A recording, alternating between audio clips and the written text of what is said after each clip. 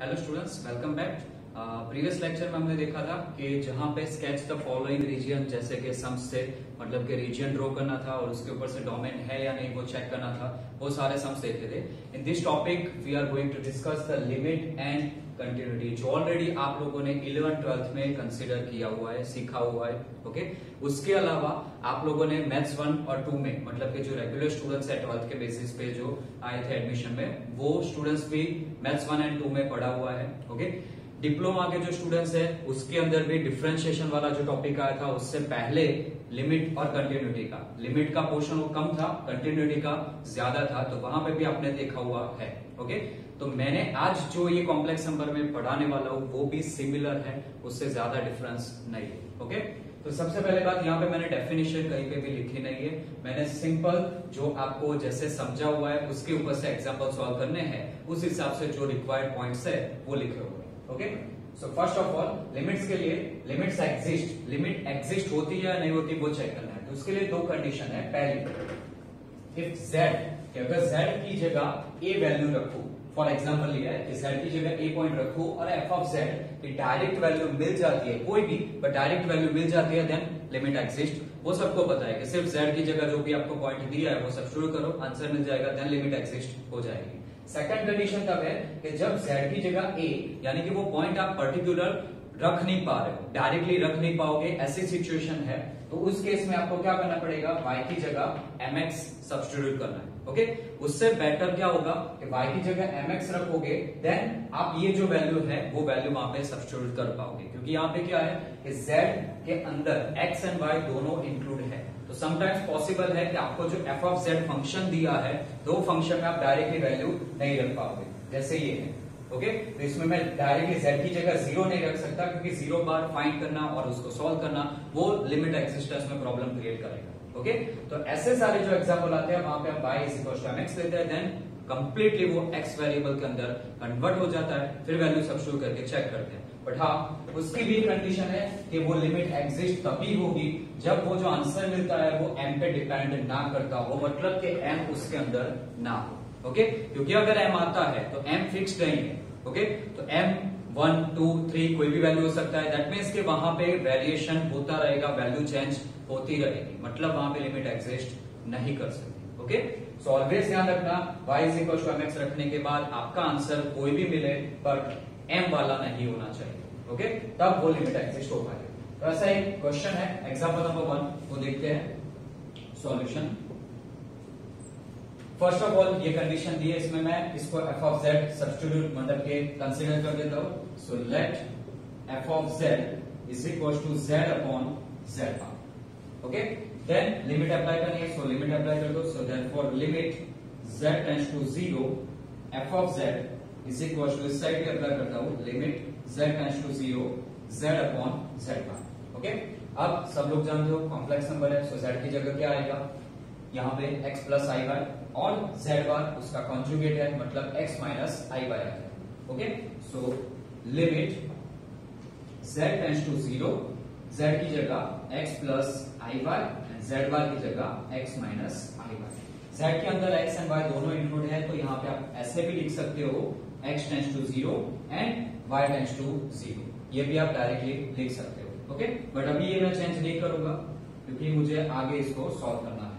Okay, z की जगह अब यहाँ पे 0 या वो x y की दोनों वैल्यू यहाँ पे 0 रखना थोड़ा कॉम्प्लिकेटेड हो सकता है, दैट मींस के डायरेक्ट वैल्यू मैं नहीं रख पाऊंगा। ये कौन से केस में पॉसिबल होता है, यहाँ पे z दिया है तो यहाँ पे z वाले ही सारे फंक्शन है, मतलब कि z वाले ही है, तब भी आप डायरेक्टली वैल्यू सब्स्टिट्यूट कर पाओगे, बाकी वो पॉसिबल नहीं।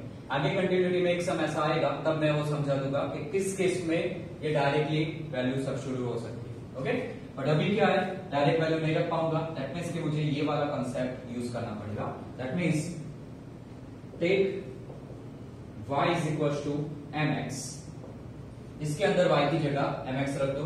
सो अगेन यही कंडीशन, यही फंक्शन ले रहा हूं। So limit z tends to 0 x plus i by, ये पूरा का पूरा फंक्शन मैं एज इट इज लिख रहा हूं, इसके इज इक्वल टू ये था। अब यहां से मैं डायरेक्टली कंटिन्यू कर रहा हूं। ओके, अब इसमें y की जगह mx रखो, तो सबसे पहले तो y की जगह यहाँ पे mx रखू, यहाँ पे y की जगह mx रखू, यानी पूरा क्वेश्चन यहाँ पे जो है फंक्शन वो x के अंदर इंक्लूड हो जाएगा, मतलब वहां पे y फंक्शन रहेगा ही नहीं। तो फिर इसको लिमिट सिर्फ लिखो x टेंड्स टू 0, क्योंकि y निकल गया। ओके, और z टेंड्स टू 0 होता है, x एंड y दोनों टेंड्स टू 0 ही होता है, y की जरूरत नहीं है, तो सिर्फ x रखना। x प्लस i y की जगह mx upon x minus i y की जगह अगेन mx। ओके, अब जितना सिंप्लीफिकेशन हो सकता है उतना करो। x ऊपर दोनों जगह पे है, यहाँ पे भी है, तो दोनों जगह से मैं कॉमन ले लूंगा। So therefore limit z tends to 0 x plus i y, जो अपना लेफ्ट हैंड साइड है वो ऐसे ही रखा, is equal to limit x tends to 0, इसमें से ऊपर से x common, so remaining term is 1 plus i m, so 1 plus i m। Same यहां से भी x common, so x is a common, तो बचेगा 1 माइनस i। ओके, ऊपर नीचे से x कैंसल आउट हो जाएगा, सो बचेगा इतना टर्म। अब देखो यहाँ पे इसके अंदर कहीं पे भी x नहीं है, ओके, तो फिर यहाँ पे ये लिमिट का कोई मतलब नहीं बचता, क्योंकि x ही नहीं है तो आप x की जगह वैल्यू सब्स्टिट्यूट नहीं कर पाओगे, तो ये लिमिट लिखने का भी कोई सेंस नहीं है। That means 1 plus i m and 1 minus i m, आपको ये वैल्यू मिली इसकी, और ये टर्म किसका था, f ऑफ z, यानी कि z अपॉन z, जो अपना क्वेश्चन था। दैट मीन्स यहाँ पे मुझे जो आंसर मिला वो किस पे डिपेंड कर रहा है, m पे, और मैंने यहाँ पे कंसीडर किया था कि लिमिट एग्जिस्ट करने के लिए आपकी वैल्यू ये स्टेप अप्लाई करने के बाद m पे डिपेंड नहीं करना चाहिए। सीधा सिंपल आंसर है, अगर यहाँ पे मैं m की जगह 1 रखूं तो कुछ और आंसर आएगा, 2 रखूं तो कुछ और आंसर आएगा, मतलब वैल्यूज बदलती रहेगी, वैल्यू कोई फिक्स्ड नहीं रहेगी। ओके, सो इसके रीजन से यहाँ पे लिमिट एग्जिस्ट नहीं कर पाएगी। सो यहाँ पे कंक्लूजन लिख दो, hence sorry here limit depends on value of m and which is not fixed, so that means hence limit does not exist। इस क्वेश्चन के लिए लिमिट एग्जिस्ट नहीं करती। ओके, ये फर्स्ट टाइप का जो सम है वो तो आप इजीली सॉल्व कर सकते हो, इसलिए मैंने उसका सम नहीं लिया, सेकंड टाइप का लिया। ओके, अब ये जो कंसेप्ट था लिमिट का एग्जिस्ट करने का, वही कंसेप्ट आपका कंटिन्यूअस में आएगा। ओके, मतलब अगर कंटिन्यूटी वाला कोई भी सम है, फंक्शन को कंटिन्यूअस दिखाना है, तो उसके लिए 2 कंडीशन है। पहली, लिमिट एग्जिस्ट होनी चाहिए, जो यहां तक हमने सम सॉल्व किया है वहां तक होना चाहिए। ओके, उसके बाद लिमिट एग्जिस्ट हो जाती है तभी आगे बढ़ना है। ओके, लिमिट एग्जिस्ट हुई तो आपको ये कंडीशन चेक करनी है, और ये कंडीशन सब लोग अच्छे से जानते हो, बार बार यूज किया होगा, कंटिन्यूटी की मेन कंडीशन है। ओके, दैट मींस इसका मतलब ये है जो भी फंक्शन यहाँ पे दिया है उसको सॉल्व करो, वैल्यू रखो, उसका आंसर आपको जो डायरेक्ट आंसर दिया है उस पॉइंट पे, तो वो आंसर जो है वो दोनों इक्वल होने चाहिए। जैसे ये है, इसमें z की जगह नॉट इक्वल टू 0, मतलब वो जो 0 है यहाँ पे सब्स्टिट्यूट करो, जो आंसर मिलता है वो आंसर इसके इक्वल होना चाहिए। अगर इक्वल हो जाता है then limit exist, sorry continuous function हो जाए। ओके, चलो, तो ये कंटिन्यूअस का हाफ पोर्शन तो वही है, सेम टू सेम यही रिपीट करना है, तो उस हिसाब से क्वेश्चन स्टार्ट करते हैं। फर्स्ट क्वेश्चन इसका क्या है, पहले क्वेश्चन समझना। Determine whether the function f of z is continuous at the origin. Determine लिखा है मतलब हो भी सकता है, नहीं भी हो सकता, शो दैट नहीं लिखा। ओके, सो ये फंक्शन दिया है, इसको सॉल्व करना है, कंटिन्यूअस है या नहीं चेक करना है। कंटिन्यूअस से पहले हम लोग चेक करेंगे लिमिट एग्जिस्ट करती है या नहीं करती। तो फर्स्ट सेम जैसे इसमें पूरी प्रोसीजर की थी वैसे ही रिपीट करनी। सो हियर f ऑफ z को यहाँ पे दिया हुआ है, तो डायरेक्ट लिख लो, here f of z is equal to x plus y whole square upon x square plus y square. दोनों साइड लिमिट अप्लाई कर दो। Limit z tends to point कौन सा है, 0 चल रहा है, तो 0, यहाँ पे f of z as it is equal to limit z tends to 0 x plus y whole square and x square plus y square. Again same problem, मैं यहाँ पे डायरेक्ट वैल्यू नहीं रख पाऊंगा जैसे इसमें था कि ये z टेंड्स टू 0 था, यहाँ पे x y दोनों इंक्लूड है, सेम कंडीशन यहाँ पे आई है, मतलब ये वाला अप्लाई नहीं कर सकता, तो आपको सेकंड कंडीशन अप्लाई करनी है, यानी कि y is equal to mx करना है। Okay, so again take y is equal to mx। यहीं से मैं कंटिन्यू करता हूं, इसको लेफ्ट हैंड साइड बना लेता हूं। So therefore limit z tends to 0 x plus y whole square upon x square plus y square is equal to limit, again पूरा x में कन्वर्ट हो जाएगा तो लिमिट आपकी z की जगह x से लेनी है, सिर्फ x। So x tends to 0 x plus y की जगह mx उसका होल स्क्वायर, नीचे x स्क्वायर प्लस y की जगह mx और उसका स्क्वायर। वैल्यू सब शुरू कर दी। अब इसके बाद इसको मैं यहीं पे लिख रहा हूं,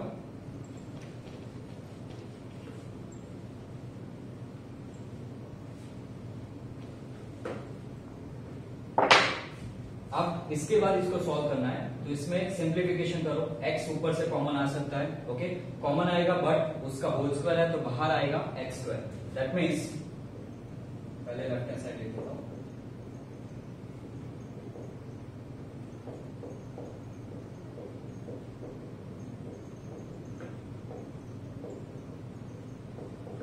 x कॉमन बाहर आएगा बट उसका होल स्क्वायर है, उसकी वजह से x स्क्वायर बाहर रहेगा। यहाँ पे 1 प्लस m बचेगा, सो ब्रैकेट में 1 प्लस m एंड उसका होल स्क्वायर अपॉन नीचे x स्क्वायर, इसका होल स्क्वायर ओपन करूं तो m square and x square दोनों में से अगेन x स्क्वायर कॉमन बाहर निकलेगा, सो x स्क्वायर बाहर बचेगा, यहाँ पे 1 प्लस यहाँ पे बचेगा m का स्क्वायर यानी कि m square, x square again cancel. अब ये जो वैल्यू बची इसमें x नहीं है, मतलब अब ये लिमिट रखने का या सब्स्टिट्यूट करने का यहाँ पे लिखने का कोई सेंस नहीं है। सो डायरेक्ट आंसर लिख दो 1 प्लस m का whole square upon 1 plus m square. Again same problem, value तो मिली बट कैसी, m पे डिपेंड कर रही है, दैट मीन्स के लिमिट एग्जिस्ट नहीं करेगी। So same conclusion here, limit depends on value of m which is not fixed। so इसका कंक्लूजन ये निकला,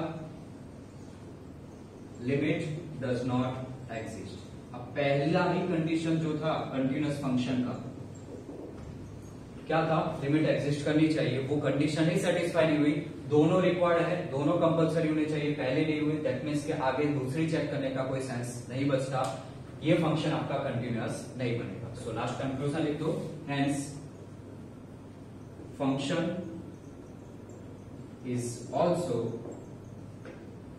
नॉट कंटिन्यूअस। कौन से पॉइंट पे, वो पॉइंट 100% आपको मेंशन करना है, at z is equal to 0। Okay, so जो कंटिन्यूअस की पूरी प्रोसीजर है वो लिमिट पे ही डिपेंड करती है। सो लिमिट का सम और कंटिन्यूअस का सम ऑलमोस्ट सेम ही है, सिर्फ कंटिन्यूअस में ये एक्स्ट्रा पोर्शन आता है। अगर ये m पे डिपेंड नहीं करता और यहाँ पे वैल्यू आपको कोई भी और मिल जाती तो ये एग्जिस्ट कर जाती, लिमिट एग्जिस्ट कर जाती, तो सीधा मुझे यही चेक करने का बाकी रहता। ओके, वो वैल्यू और ये वैल्यू दोनों इक्वल होनी चाहिए, अगर हो जाती then it is a continuous. Okay, अब सेकंड एग्जांपल कंटिन्यूअस का देखते हैं। This is a second example, continuity का ही है। Okay, question determine whether the function f of z is continuous at z is equal to -i, check करना है। Okay, function आपको यहाँ पे दिया हुआ है, जैसे मैंने अभी प्रीवियसली बात की कि दो सम हमने देखे, दोनों में y is equal to mx वाला कंसेप्ट यूज किया था। तो जो ऊपर वाला जो लिमिट का था डायरेक्ट कंसेप्ट, वो क्या था, वो यहाँ पे यूटिलाइज होगा। देखो सबसे पहले जो दिया है ये बाद का पोर्शन है, पहले कंटिन्यूअस का प्रोसीजर करना है, ये उसके बाद का है रीडिफाइन करने का, वो बाद में हम करेंगे। यहाँ पे जो दिया है f of z वो लिख देते हैं। So here f of z is equal to z square plus 3iz minus 2 upon z plus i। ये आपको f of z दिया है, दोनों साइड लिमिट अप्लाई करो। तो limit z tends to point कौन सा है, माइनस i और sorry f of z is equal to again दूसरी साइड की limit z tends to minus i, ये function z square plus 3iz minus 2 upon z plus i। Okay, अब देखो यहाँ इसके अंदर z है, z की जगह माइनस i सब्स्टिट्यूट करना है और वो वैल्यू यहाँ पे मैं सब जगह सब्स्टिट्यूट कर सकता हूँ। कैसे, यहाँ पे z है, यहाँ पे z है, यहाँ पे z, ना तो यहाँ पे कोई xy है ना z बार, ऐसा कुछ भी दिया नहीं है। मतलब z है तो यहाँ पे z ही है। नो डाउट z के अंदर x एंड y इंक्लूड है, बट यहाँ पे z है तो यहाँ पे भी z ही दिया है, मतलब कि x y के अंदर पढ़ने की जरूरत नहीं है। तो दिस इज द कांसेप्ट कि डायरेक्ट वैल्यू में यहाँ पे सब्स्टिट्यूट कर सकता हूँ, तो यहाँ पे वैल्यू रखूंगा, जो भी आंसर मिलता है, जैसा भी आंसर मिलता है वो लिमिट एग्जिस्ट कर जाए। ओके, चलो तो वैल्यू सब्स्टिट्यूट करते हैं। तो z की जगह माइनस आई रखो, तो माइनस आई का whole square, okay, plus 3i z की जगह minus I minus 2 upon z की जगह माइनस आई प्लस आई। ध्यान से देखना ये आंसर क्या मिलता है। नीचे minus I plus I cancel, सो बचेगा 0। ओके, माइनस आई का स्क्वायर, पहले तो माइनस का स्क्वायर प्लस हो जाएगा, आई का स्क्वायर यानी कि आई स्क्वायर, उसकी वैल्यू बनेगी -1, माइनस आई इंटू आई स्क्वायर की वैल्यू -1 माइनस माइनस प्लस, तो बचेगा सिर्फ +3 and -2 -1 -3 +3 upon 0 and 0 upon 0। Okay, excitement में ये 0 है मतलब इनफाइनाइट है, ये करके डायरेक्टली सॉल्व मत कर देना। ऊपर भी क्या वैल्यू मिल रही है वो भी चेक करना है। तो ऊपर भी 0 नीचे भी 0, एंड ये जो मिला ये एक फॉर्म है। फर्स्ट सेम में ये इनडिटरमिनेट फॉर्म से जाना जाता है, वो आपने पढ़ा था कि 0/0 फॉर्म। इनडिटरमिनेट फॉर्म का मतलब क्या आता है कि कंटिन्यूअस जब भी हम लिमिट सब्स्टिट्यूट करते हैं तो समटाइम्स ऐसा भी होता है कि जब मैं वैल्यू रखूं तो ऊपर नीचे दोनों जगह पे ऐसी वैल्यूज बनेगी 0 इंफिनिटी लेके कि आपको वहां पे एक नहीं एक से ज्यादा आंसर मिल सकते हैं। फॉर एग्जाम्पल 0/0 है तो इसके बाद कितने आंसर पॉसिबल है ये चेक करो। तो अपॉन में 0, उसकी वजह से हम क्या लिख सकते हैं, इंफिनिटी। ओके, ऊपर किसी के साथ भी 0 दिया है तो उसका आंसर हम क्या लिख सकते हैं, 0। वैसे तो ये 0 है बट कोई और नंबर हो तो कैंसिल आउट करके हम 1 भी लिख सकते हैं। ओके, बट यहाँ पे अभी 2 वैल्यू है। ओके, अब कौन सी वैल्यू सही है कौन सी गलत है, एंड दोनों वैल्यू यहाँ पे एग्जिस्टेंस कर रहे हैं, मतलब ये भी आप डिफाइन नहीं कर पाओगे कि कब कौन सी वैल्यू ले रही है। दैट मीन्स इसका आंसर तो मिला बट एक आंसर नहीं मिला, एक से ज्यादा आंसर मिला। दैट मीन्स ये पॉसिबल नहीं है, इसलिए इसका नाम क्या दिया है, इनडिटरमिनेट फॉर्म। ये मैं स्पेशली D2D वाले स्टूडेंट्स के लिए समझा रहा हूं क्योंकि रेगुलर वाले जानते हैं ये पढ़ के आए। ओके, सो इनडिटरमिनेट फॉर्म यानी कि 0/0 फॉर्म बनना। ऐसे 7 फॉर्म है टोटल, बट वो जब आएगा या जरूरत पड़ेगी तब कंसीडर करेंगे। नॉर्मली अगर कंटिन्यूअस फंक्शन है तो इसमें ये दोनों ही अभी आपके आएंगे और दोनों के अंदर सॉल्व करने के मेथड सेम ही है, चाहे 0/0 हो या इंफिनिटी। तो कैसे सॉल्व करना है ये मैं बताता हूं। अब ये मैंने वैल्यू सॉल्व करके यहाँ पे पता चला, अगर बाय चांस आपको पहले पता नहीं है, ये आइडिया नहीं आया, आंसर आने के बाद पता चलता है तो इतना पोर्शन रफ मत कर देना, ऐसे करके हाईलाइट कर देना और सिंस लिख देना आगे। ये एग्जाम में शो करने का तरीका है। ओके, इससे गंदा भी नहीं दिखेगा और गलत भी नहीं दिखेगा, और आपने हाईलाइट करके बताया है कि ये फॉर्म क्यों बन रहा है, कैसे बन रहा है। ओके, उसके बाद ये वाला पोर्शन नीचे कंटिन्यू कर देना, और ये नहीं लिखना तो पूरा बॉक्स बना के कैंसिल आउट कर देना। बट पॉसिबल है तब तक याद रखना कि कंटिन्यूअस में डायरेक्ट वैल्यू सब्स्टिट्यूट कर रहे हो तो पहले सब्स्टिट्यूट करके चेक कर लेना कि फॉर्म मिल रहा है या आंसर मिल रहा है। तो अभी फॉर्म मिल रहा है, इसकी वजह से मैं यहाँ पे लिखता हूं 0/0 फॉर्म। तो ये जो 0/0 मिलता है उसको सॉल्व करने का तरीका क्या है, वो है लापिटल रूल। लिखते हैं हॉस्पिटल है बट लापिटल बोलते हैं। लापिटल रूल के अंदर क्या करना है, जस्ट सिंपल, ऊपर का जो फंक्शन है उसका डिफरेंशिएशन करो, नीचे का फंक्शन है उसका डिफरेंशिएशन करो। डिवाइड रूल अप्लाई नहीं करना है, दोनों का सेपरेटली डिफरेंशिएशन करना है। ओके, किसके रिस्पेक्ट में, तो जो यहाँ पे जिसकी वैल्यू सब्स्टिट्यूट कर रहे हो उसके रिस्पेक्ट में। z है, z के रिस्पेक्ट में इसका डिफरेंशिएशन, तो z² का ये पहले point as it is, z² का हो जाएगा 2z प्लस 3i, z का z के रिस्पेक्ट में 1, 2 इज ए कांस्टेंट, कांस्टेंट का डिफरेंशिएशन 0। नीचे z का z के रिस्पेक्ट में 1, i is a constant, i का डिफरेंशिएशन 0। ओके, सो मिला सिर्फ मुझे इतना, limit z tends to -i 2z plus 3। अब इसके अंदर वैल्यू सब्स्टिट्यूट करके चेक करो, आंसर मिल रहा है या अगेन ऐसा कोई फॉर्म मिल रहा है, अपॉन है नहीं तो डेफिनेटली ये फॉर्म तो नहीं मिलेगा। तो z की जगह -i सब्स्टिट्यूट करो, तो यहाँ पे -i रखो तो -2i मिलेगा प्लस 3i, तो इसका आंसर क्या मिलेगा, i। तो limit z tends to -i, f of z का आंसर मुझे क्या मिला, i। अब ये वैल्यू मिल गई मतलब लिमिट यहाँ पे एग्जिस्ट कर दिया, तो y is equal to mx वाला कंसेप्ट यहाँ पे करने की जरूरत नहीं है, ये डायरेक्ट हो गए। तो दैट मीन्स कि लिमिट तो एग्जिस्ट हो गई, अब मुझे कंटिन्यूअस का चेक करना है। ओके, सो नीचे यहाँ पे कंक्लूजन लिख देता हूं, hence limit is exist. By chance अगर डायरेक्ट वैल्यू मिली है और आप ये वर्ड नहीं लिखोगे तो भी चलेगा, ओके, मेंशन करने की जरूरत नहीं। चलो अब कंटिन्यूअस के लिए लिमिट एग्जिस्ट कर दिया, कंटिन्यूअस के लिए ये कंडीशन चेक करनी है। तो इसके लिए ये क्या है, आपको वैल्यू सब्स्टिट्यूट करके जो आंसर मिला है दैट मींस कि तो ये लेफ्ट हैंड साइड वाला पोर्शन आई आंसर है, ये आपका डायरेक्ट आंसर जो क्वेश्चन में दिया है z is equal to minus i के लिए, और वो क्या है 5। तो यहाँ पे मेंशन करो here f of direct value minus i की डायरेक्ट वैल्यू क्या है 5, और आपको क्या मिले उसकी वैल्यू यहाँ पे आई मिली है। That means left hand side and right hand side दोनों इक्वल नहीं है। सो यहाँ पे कंक्लूजन लिख देता हूं, लिमिट ये वाली value z tends to minus i f of z does not equal to f of minus i, मतलब ये कंडीशन सेटिस्फाई नहीं। ओके, दैट मींस कि यहाँ पे फंक्शन कंटिन्यूअस नहीं करेगा, लिमिट तो एग्जिस्ट करी पर फंक्शन कंटिन्यूअस नहीं हुआ। So hence function is not continuous at z is equal to minus i. चलो इतना तो हो गया, बट हाफ क्वेश्चन थोड़ा बाकी है। नीचे क्या लिखा है, can the function be redefined to make it continuous at z is equal to minus I, question mark. मतलब कि इसको रीडिफाइन करके, ये जो फंक्शन दिया है इसको रीडिफाइन करके मैं इसको कंटिन्यूअस बना सकता हूं। तो हाँ, उसके लिए सिंपल, ज्यादा सोचने की जरूरत नहीं है। आपको ये जो नॉट इक्वल टू मिला किसकी वजह से, यहाँ पे क्या मिला था 5, सॉरी यहाँ पे 5 है, आपको एक्चुअल आंसर क्या मिला i। तो मतलब इसका जो आंसर मिला है वही डायरेक्ट आंसर में गिवन हो तो यहाँ पे कंटिन्यूअस हो सकता है। ओके, तो सिर्फ आपको इसका पूरा का पूरा ये स्टेप पूरा एज इट इज लिखना है, सिर्फ 5 की जगह ये आंसर आपको जो मिला है वो लिख दो। So to make function continuous